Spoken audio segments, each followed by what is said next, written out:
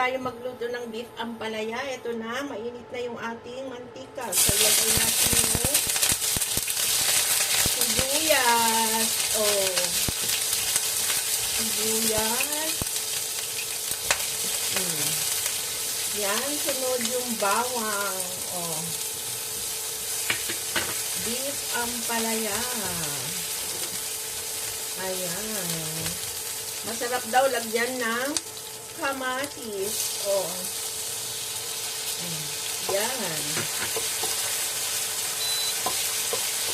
Durug-durugin ang kamatis.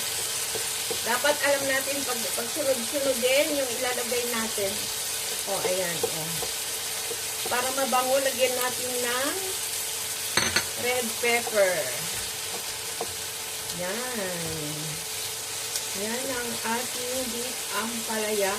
Pagtapos, pag medyo lutong-luto na, lagay na natin yung beef. Ayan. Yan. Tapos, lagyan natin ng konting oyster. Ayan. Yan. Yan. Antayin natin lumambot yung beef bago natin ilagay yung ampalaya. So, ang susunod natin nilalagay yung ampalaya. O, ayan.